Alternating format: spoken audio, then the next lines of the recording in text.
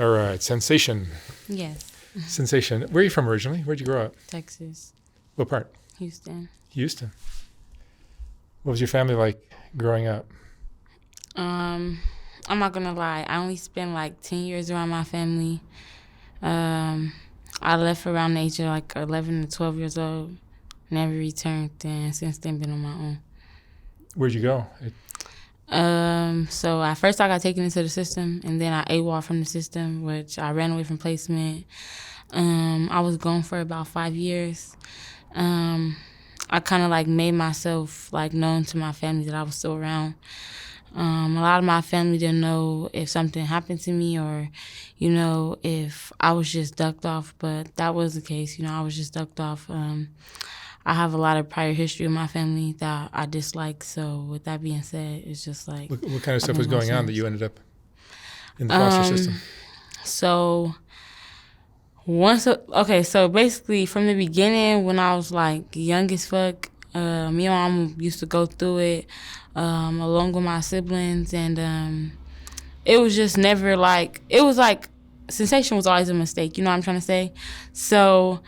that's why I'm the person I am today, because I'm strong. I was built like that. I've always been belittled. I've always been put down. I've always been abused. I've always been through shit that I feel like I never deserved. You know what I'm trying to say? Physical, mentally wise, just everything. You know what I'm trying to say?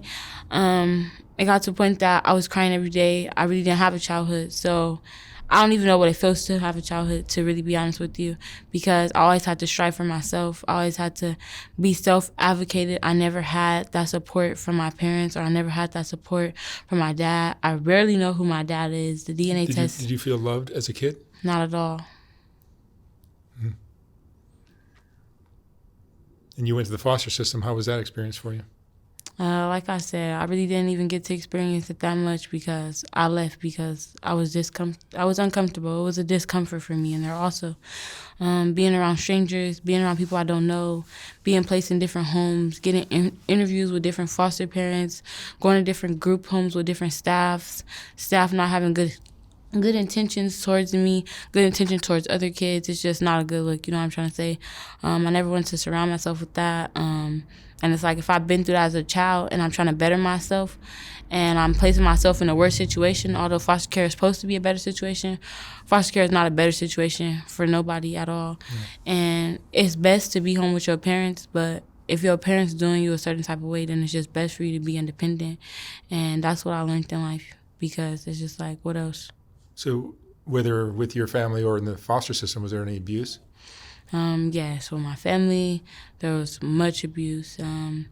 With my like foster system type of life, I kind of like met a lot of girls, met a lot of staff. I bonded with a lot of people, but it happened all in a width of 2 weeks. And then I left, never came back, never wanted to come back. I ended up having to start dealing with grown men.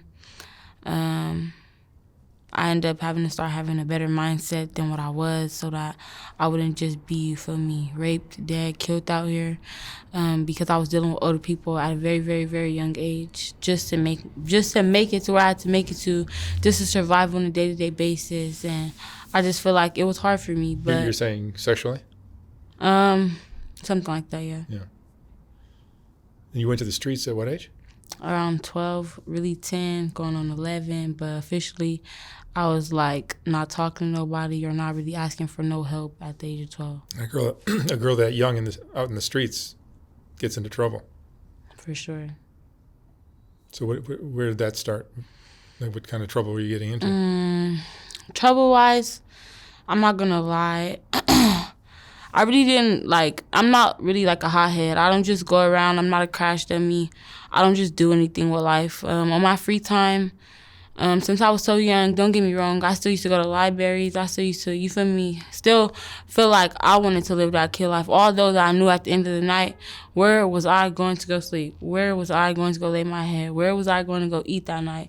Who was going to make sure that I was good? Or am I going to make sure I'm good? And it was always I had to make sure I was good. So with that being said, it was just like, don't get me wrong, I never really got myself into trouble, like, as in jail record-wise. I don't have a record. Like, I mean, I've did shit, but I really ain't never got caught for the shit that I've did. So, with that being said, it's like, I really don't have a record behind me. So, like, I can go get a job right now, and I'll be able to do it. But it's just like, you know, other than that, I really never got in trouble. You got introduced to prostitution at what age? I got introduced to prostitution around the age of 16 years old. I kind of introduced myself to prostitution. I kind of seen, like, what my friends and my surroundings was doing. It took me a minute because at first, when I used to see 304s, I used to be like, I'll never be that. I'll never be that person. I'll never be outside. I'll never, like, that. You're in the code? No. I never see myself outside like that. So even now, like, I be looking at girls when I don't be outside, I be like, damn, how do I do it? Like, but it's just like, I kind of introduced myself to it, so I kind of, like, made myself used to the routine, and I have my own self-routine until I started learning, like, it's certain shit behind this. So it's just like, okay, let me not be a renegade for too long. Let me get a little bit of management so that I can manage myself, and they can help me manage myself so that I can have better guidance. But it's just like, everything ain't peaches and cream with that situation either. You know what I'm trying to say? So as I went along, it was like, it was cool. It was okay. But then as you get to knowing, you might go with this pimp. Like, my first turnoff folks, they were wonderful. You know, they treated me right. I always, like, had everything I wanted. I always gave him everything he wanted. It was always mutual feeling. It was just that things started happening. I started getting my emotions involved, and I feel like in this game, this is not for emotions to get involved. So I had to, like, disconnect myself from that situation before it became something it wasn't supposed to be, because this is really all about business. There's a wide range of types of pimps, aren't there?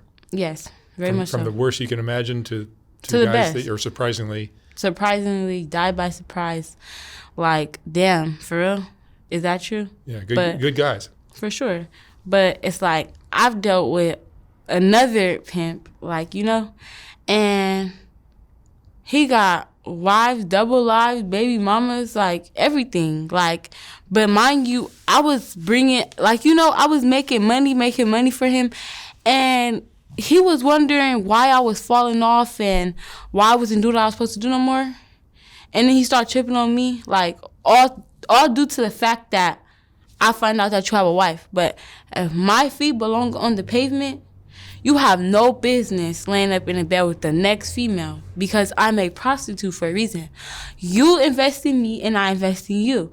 But in other words, you felt like I'm supposed to invest in you, your family, your kids, and then you don't invest in me. I didn't like that. So now at this current moment, it's just like, I'm kind of on my own, you know, again, because I came back to the realization that renegading is just the answer. Everything that a nigga could do for me, I could do for myself. Everything that I could do for a nigga, he could do for himself.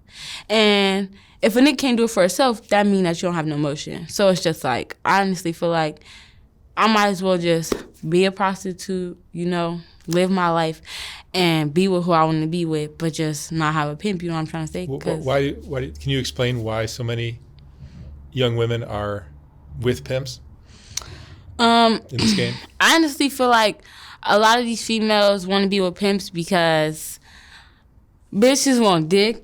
I'm sorry to say it like that. Bitches want just love. I feel like, honestly, that's how I look at it, because I don't feel like sex is like, it's not a turn on for me, because at the end of the day, it's my occupation every day. Every day I wake up, I'm like, okay, I'm finna go outside and make some money. So if I sell pussy for a living, I don't want to go lay up with a nigga and fuck you for free. What am I fucking you for free for? You know what I'm trying to say? So it's like, I feel like a lot of these bitches feel like, okay, if I go out and make this nigga money, I'm gonna go get fucked. No, that's not the case, because the way I look at it is, I'm finna go outside, I'm gonna make some money, and I'm gonna get fucked by these tricks, and then I'm gonna have what I wanna have. But you laying up with a nigga, and this is what a lot of bitches do. They want to lay up with a nigga. They want to go down when they want to go down. They want to come in with the bare minimum amount, and then it's just like, bitches want to do bare just to make it happen for a nigga. And it's just like, that nigga don't even want to make it happen for them, if you know what I'm trying to say. And it's like, at the end of the day, I feel like it's a million penises out here, you know what I'm trying to say? So for a female to be stuck on that one male, and for that female to want to pay that one male continuously, and you're having problems and you're having conflict, and it's like nothing's going right for you, it's just like, it don't make sense. Because a lot of these girls I see on a day-to-day basis, it's like, damn, my daddy keeping me outside, damn, my daddy doing this, damn, my daddy doing that. I never can go outside and hear somebody say, oh yeah, I'm having a good day, my daddy did this, my daddy did that. I can never go like up to a prostitute and just hear nothing but good, like just good energy. I hear something negative and everything. So it's like, I don't feel like prostitutes even need pimps. I don't feel like they should want to deal with them, but I feel like the reason they want to deal with them is through sex. But that is our occupation, I don't see why. It's a companion, right? That you can respect somewhat, because he's not being taken advantage of like all the tricks are. Exactly. Because if you don't do that to her, you can't respect a trick. My point. And you're being treated like a trick, because what are you doing for her? She's giving you some pussy, and you're giving her outfits and heels, and da-da-da-da-da-da-da. Why fuck a female that's paying you, and you don't know if she's really down for you? A lot of people, they get a female in the next 3-4 hours. Oh yeah, her pussy was tight, her pussy was good. Ain't you supposed to be some pimping? You know what I'm trying to say? Like, a lot of pimps popping about how they all this and how they all that and how they follow the rules. And it's really rules. Just like it's rules in this world, it's really rules in reality of this game. And it's like, I feel like a lot of this new generation pimping is not like old school pimping. I feel like old school pimping is a little bit better than that, new school. Because new school, they gangs have changed it. Yes. They wanna just, it's like, okay, I don't know if when a person say it's more to a whole life, but I feel like I'm more than a hoe. I feel like I deserve a life too. I feel like I don't just want to see the blade 24 hours out the day. I feel like, oh, let me go to the beach. Oh, I feel like, let me go to the movies. Let me do this. Let me do that. Let me go out to eat. A lot of these girls never see the beach. They never see Beverly Hills. They never see anything. I'm going to go do what the fuck I want to do, because I'm not, the blade 24/7, I might as well sit in the room and watch the walls. What am I going to sit outside for? And then, like I say, Figueroa is a dry blade. Figueroa, like I tell a lot of these females, if your pimp has you on Fig, he wants nothing but chump change. I don't care what nobody say. A band a night is not nothing. You going to spend about a band in 2 hours. That's a room, you an outfit, your bitch outfit, some gas, and some food. That's it. Unless you getting cheap shit. And a lot of you bitches like pills, you bitches like weed, you bitches addicted to this, you bitches addicted to that. So that whole band is gone. So you being on Fig is chump change. So it's like about 100 prostitutes, over 100 prostitutes on Fig about every day. Fighting over a small amount of money. Thank you. We fighting, we on this corner, that corner, then this pimp tripping because this bitch on that corner, he don't want her on that corner, he don't want her playing over here. Like, we can't never make our money in comfort. We always have something as a burden on our shoulders from some type of person that we used to deal with, or just from somebody that don't want us in their jurisdiction. And I feel like, it is what it is. But at the end of the day, it's always out of town. It's always a different blade. Like, Fig is not just the answer. So all this Fig, activity is just, And meanwhile, there's girls who are on OnlyFans, with or without pimps, making very much money. Making 400 times what you're Yes. Making very much more money than what we make on a day-to-day basis. Just off content. Which makes no sense. Yeah, they don't have to touch it. Which a lot of us can do that. But guess what? A lot of us don't have that mindset. They're not smart enough. Like I said, I played the net. I had a mindset, but I don't have the patience for OnlyFans. I'm not gonna lie. It's a lot of work. Yes, I do not have the patience. It's all a lot of work, but at least some of it is a lot of money. Right. Not that sex work is something any female should be doing. Right. For sure. Ideally, you find another path. But when you don't grow up with those role models and options, then you end up in the streets. For sure. You're how old now? 20. 20.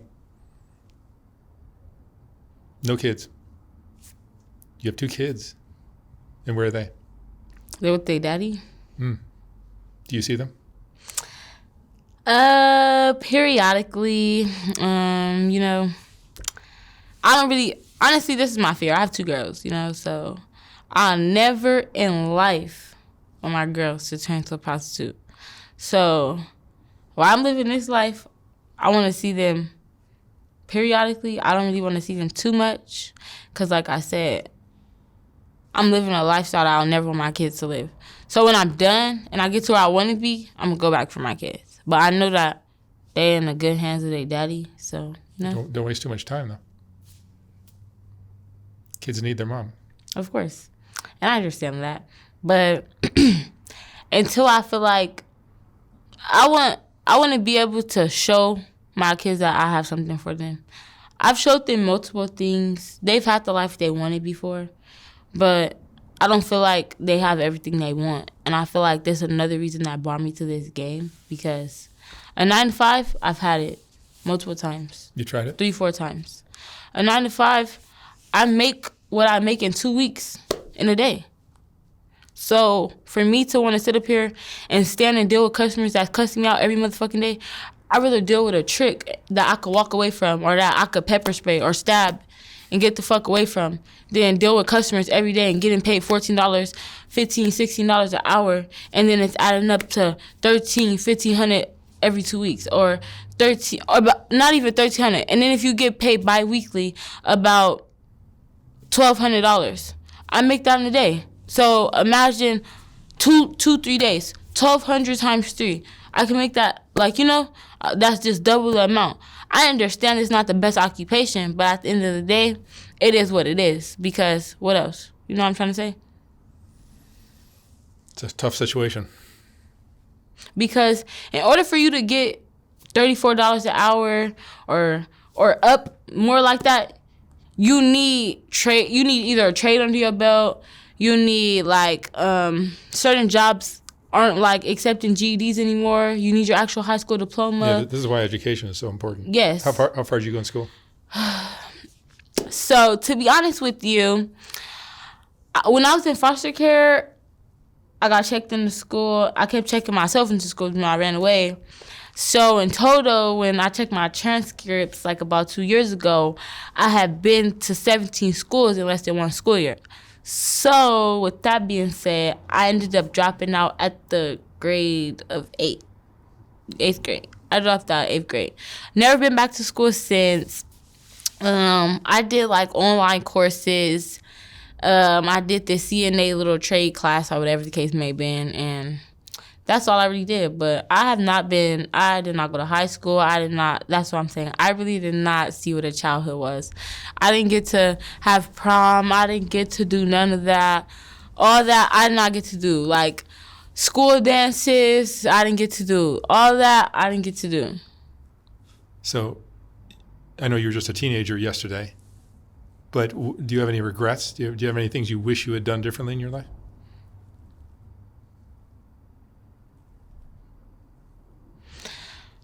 I really don't say I regret anything. I regret the family I was put in. That's what I regret. Yeah, well, I feel like if I was put around a different support system, a different support team, that would have changed everything.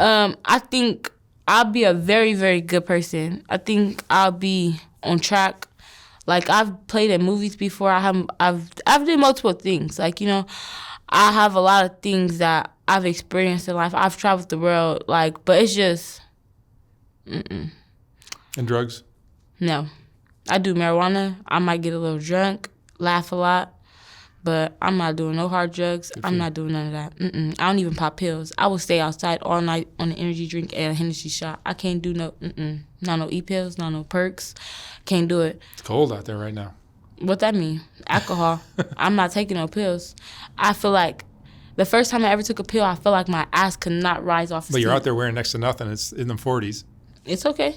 Windy, too. It's okay. I'm just going to have to deal with the wind. Might as well go to the beach to get used to it. I'm not, You're tough. I'm not popping no pills. And you're working every day? Yes. You think I'm not popping no pills? I'll be outside with my eyes low, before I go outside and be like, oh, I'm finna pop this pill and be up for 2-3 days good. drinking orange juice and not having no appetite. It's good to have that discipline. When I want to sleep, I want to sleep. Ain't no pill finna keep me up. That's not me. So I'm not finna feel like I can't do something. I want to be able to control my own body. With that, I cannot control my own body. So it will not work at all. Good for you. What would you like to be doing in 5 years or in 2 years? In 2 years, this is what I really want to do.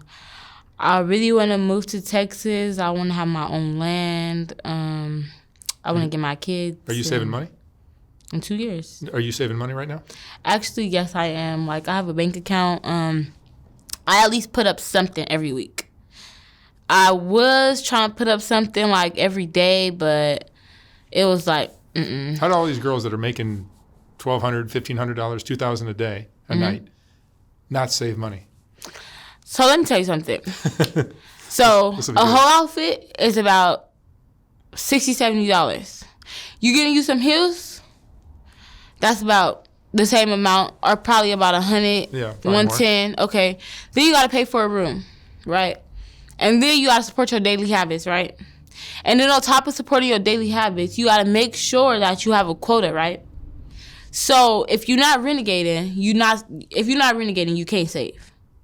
If you're renegading, you have all rights but to save.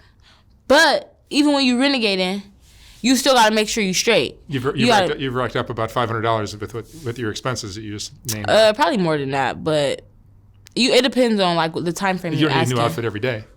Yeah, a new outfit every day. Every day. Every day. Every day of the year. Yes, fishnet. Like, okay, me, I'll get a fishnet and they rip sometimes, so I'll go get me another one. But sometimes I'll give me an outfit that I could wash and rewear, but not the same day, but like a month, 2 later, you know. But other than that, I'll give me an outfit every day. I'm not finna go outside in the same thing. You're lucky you're buying $60 outfits. Even when, what do you call that? When I be wearing wigs, you know? So when I used to have my wigs, or if I have my wig right now, I'll have a different color in the next 2-3 days. I'm not finna keep the same wig on, and that motherfucker just be nappy. So wigs, heels, outfits. Yes. Weed. Wigs, heels, outfits, weed, rooms. Some rooms charge you extra now for visitors, you know, so shit. So you're up to $700-800. About that. So now what do you have left to save? Okay. So then you put about $200 up, which is reasonable, and then you have $200 left for yourself, which you don't want to be outside with no money if you're renegading. So if you have folks, you ain't gonna have no money outside. You probably got about $5, $10, and they're gonna be cost some whole dollars. So it's just like, hey, the other $200. But do you have a car? Yeah, I have a car. You have a car, so there's expense of that, gas and insurance and. And imagine, I be going to gas stations, and imagine traveling from Pomona to this blade to that blade to San Diego to this to that, and you still gotta get your car fixed. You still gotta make sure you got oil. You still gotta make sure this, that, and then some gas don't do shit. So you gotta make sure you go to the right gas station. It's just a whole bunch of stuff that you gotta worry about. You're close to 1,000 now. There's all basically your money. There. So then guess what? Back outside again. If you have a pussy, you can always make it work. You're on a hamster wheel. Yes. Let's go. Keep going, keep going, keep going. Just like a tumbleweed in the wind. You need a sugar daddy. I have multiple, but you know, I kind of like moved. So a sugar daddy with money is what you need. Yes. Real money. I need a sugar daddy that's gonna pay me every day. Every day. Not a payment every week, allowance every week. I need a payment every day to handle my daily expenses. How much you need every day from a sugar daddy? Guys can apply in the comments. I really want about like, I think I'd be straight if he gave me like 3 bands a day. 3,000 a day. 3,000 a day, I'd be straight. Every day of the year. I'm not greedy. It's $1 million a year. You need $1 million a year. Well, hey, what are you a sugar daddy for? Prostitution's starting to sound like a good idea for guys. Shit, a man could do the same thing. No, but I'm just saying, a guy can go get a girl on Fig for $100 and have some fun, and he's done. A guy can go get a girl on Fig. I don't think you come get me on Fig for $100. Well, whatever, 200, but, 300. You know, it depends. just not to fuck, but, it's a lot of barebackers. It's a lot of that out here. So, yeah, it's a lot of that going on. And that's why I refuse. That's why Fig is just not it. You got $80, $60 bitches out here. You got $40 bitches out here. And that's why the bitches that really make money. The cost of living is the problem for everybody. Yes. The cost of living and the cost of gas. The cost of running on, what do you call that? Running on gas. I mean, today, when I drove here, I swear I was at 82 miles. Now I'm at 32 miles. Left in your car? Yes. So now when I leave here, I gotta go to the gas station. Yeah, that's not. You didn't drive 50 miles to get here. No, I was about 43 minutes away.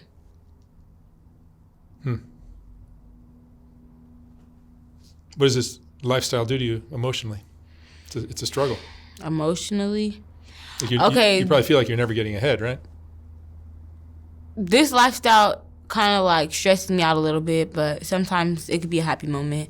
The worst thing that ever happened to me on Figueroa is I got in a male's car, and when I got in that male's car, all I felt and heard was somebody tumbling from the back seat.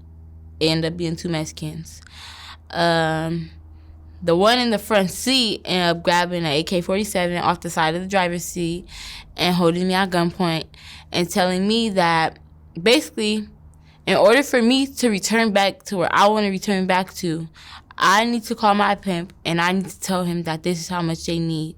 And he has to give it to them and meet them at the nearest 7-Eleven and they'll release me to him. My folks tell them, oh, okay, well, cut that bitch finger off and call me when you do it. Okay. So they're like, cry to him. So they put the phone on mute. They're like, cry to him, make it seem like you're serious. Mind you, these Mexicans are telling me that they're part of the cartel, but you're speaking English. Okay. Flag number 1. Now, the only reason I'm scared is because y'all have this gun. One of y'all have a knife, and the other one just sitting there just like, bitch, don't move. Okay? So they call him back, and they're telling him, like, we're finna take your girl to Tijuana, and da-da-da-da-da. They're trying to translate the Spanish to him through the phone so that he can hear what the fuck's going on. And he like, okay, well, do whatever y'all gonna do. Kill the bitch, and then, just call me after y'all do it. Send me a picture after y'all do it. I'm looking in my head like, okay, so it just threw me off.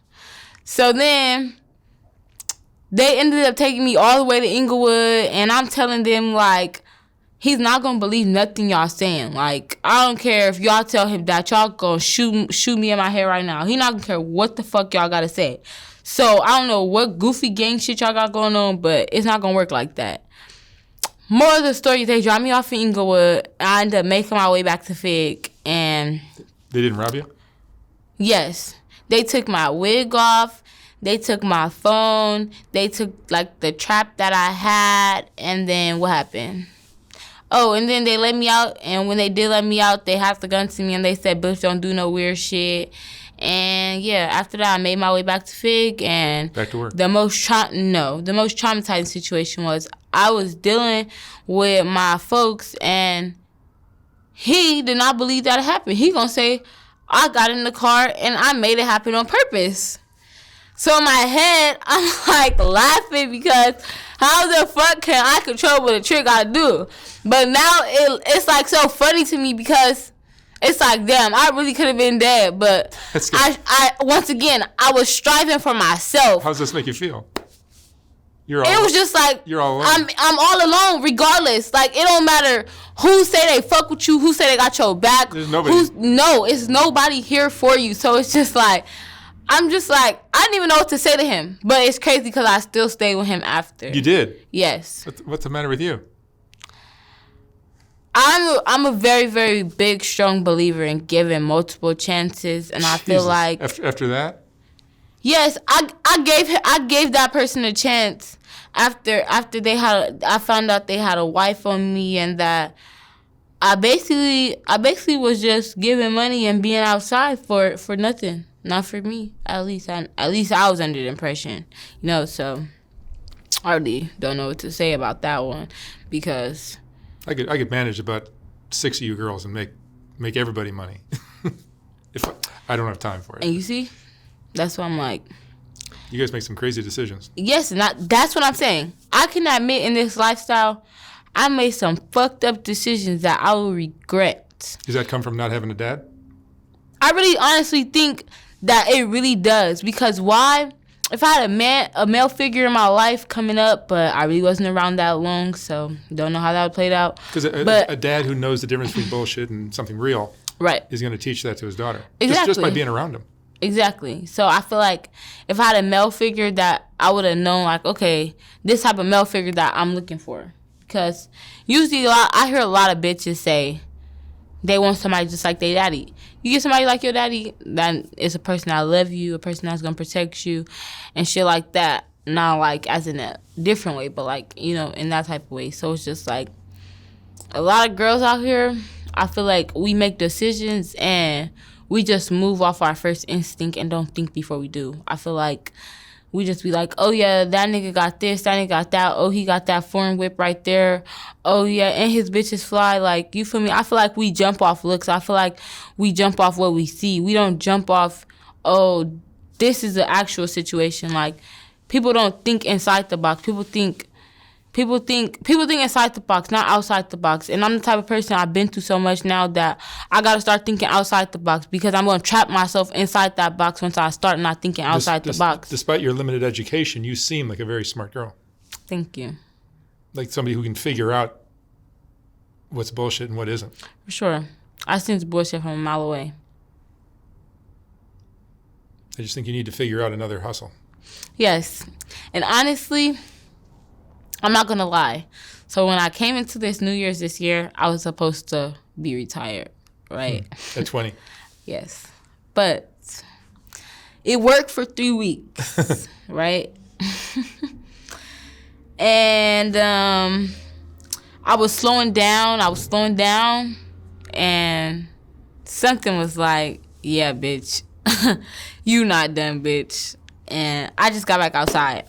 You needed money or what? But honestly, it was crazy because that day I had money. I had what I needed. It wasn't like, oh, I needed this, I needed that, oh, I'm struggling. I had what I needed. I was just like, what am I doing? Like, no, this is not you. Like, you know? And I ended up going back outside. I was cold. I was shivering. I was like... Well, let's look at that for a second. What is it that dragged you back? What is it that brought me back? I just was like, I can't stop the money. You're addicted. Once that money gone... You're addicted to the fast money? Yes. Once that money gone, I'm going to need some more money. You're addicted to the fast money? Yes. Money go for me. Like I go through money how I go through underwear. I go through money how I change tampons on my period. So, see, that's a problem. You got to work on that. Yes, I have to learn how to budget. There's a lot of flaws, but I can very so much admit to my flaws. And why? Because everything that I feel like I need to work on, I very, very much so try to put an effort into making myself a better person. So, a lot of shit, like, even like with people I deal with, I'll snitch on myself. I'm going to tell you what I'm doing wrong before, you know, a motherfucker be like, oh, she's doing this wrong. No, I'm going to tell you what I'm doing wrong. I'm going to tell you what I feel I need to improve on. I'm not just going to be like, oh, yeah, fuck that. No. Because I've interviewed so many girls that do this kind of work. I've only met maybe 1 or 2 that know how to handle money. Maybe 3. Righteous. And that sounds about right. It does. Whereas there's thousands, or definitely close to 1,000 that I've interviewed that do not know how to handle money. For sure.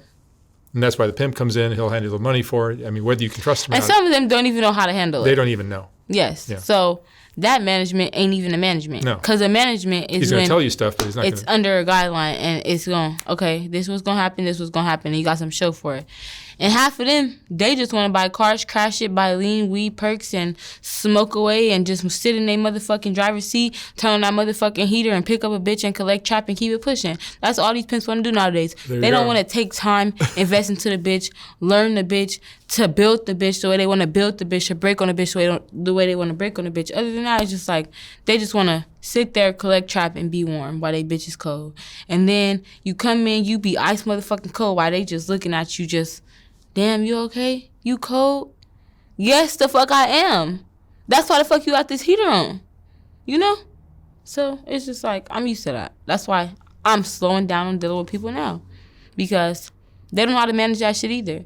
So if they don't know how to manage it, I might as well manage it my goddamn self. Because I'm going to either know how or not know how. Just like they is. They either not going to know how or they going to know how. And you going to run into very few of them that know how. Because next thing you know, their car be crashed in 2 days and then they be wanting a bitch to trap for another car. Not I.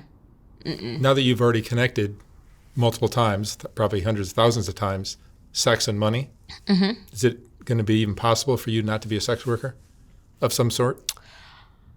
No, it's not hard. I could really, like, if I want to quit today, I could, like, really, really quit. It's just fast money. I probably wouldn't. I probably would do it, but I'll just rob tricks. I wouldn't even. No, but if you met a square guy that had his heart and head in the right place, seemed to care about you, would I turn him out to the game? No. Would you square up a little bit? Would I square up? No, I'm not squaring up for no square. For what? What I'm gonna square for? For a life that might lead you to being a mother of your kids and no. saving for the future. I would never want a square. I can't even deal with a square. I would slap a square. I'm a very toxic female. I'm not gonna lie. I love all my relationships. Like, I'm not gonna lie to you. I have every nigga that I've ever talked to tatted on my body. Who's Lamar? So we're not gonna talk about that, okay? No. How many guys do you have tattooed on your body? I have 8 names. You have 8 guys' names tattooed on your body at 20 years old. Yes. Wow. And exactly what I told everybody on my body. If I die before y'all die, I want everybody on my body to smoke a wood together, regardless if you enemies or not enemies, because I always want everybody to get along. And I want y'all to drink together. And whatever happens when y'all leave, happens when y'all leave. But while y'all here, I want nothing but peace. That's all I ask for. And I will never get none of these names covered up. Why? They always mean something to me. I'm only getting one name covered up because it was a mistake, and I really do regret it. And I just think the way you grow up and the way people from a wealthier community, perhaps is the way to say it, grows up is so drastically different. Drastically different. For sure. So for people to watch these videos and say, oh, you just need to stop working the streets, girl, and get a job, they have no understanding.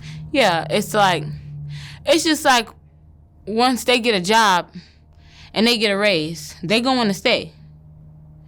When we be outside, we might get something one day and get 2 times more that amount the next day. So it's just like, it is an addiction, you know? So it can become an addiction that you know you could put a stop on, or it can become an addiction that you know it's like, yeah, I'm just gonna keep on, you know? But honestly, it's really easy to stop hoeing. It's just all about what motion you have outside of hoeing. But if you were going to stop doing this, what would you do? I do hair. I know how to do waxes. I know how to do nails. I know how to do a lot of things. I can also go do, like, my outcasts. I have a lot of interviews that people have been calling me for movies. I'm already in, like, 2 or 3 movies already. I mean, I have more other things to do than this. I could work at my auntie's daycare. It's a lot of other things that I can do. It's just, like, that's not what I choose to do right now. You're an interesting girl. I know. A lot of people say that. You have a lot of potential. I appreciate it. And you have a lot of obstacles, too. Yes, I do. And I need to figure out which ones are the right ones that's going to guide me where I want to be. At 20 years old, what would you say is the most important lesson you've learned in your life? The most important lesson I learned in my life is... Ooh. Don't say I don't trust anybody. Oh, that's number one. That's mandatory. That's not even a lesson. Yeah, that ain't even a lesson. You learned that at 4 years old. Really? I honestly, life lesson, I'm gonna say the lesson I learned in this game is never think everything is sweet. I've always, since I first got in this game, when I first got in this game, I never had instruction. So I put myself down. So I figured everything out on my own. So it was just like, I don't know. I don't even know how to say it. It was just like, I put myself down. So now I'm kind of like, it's just that.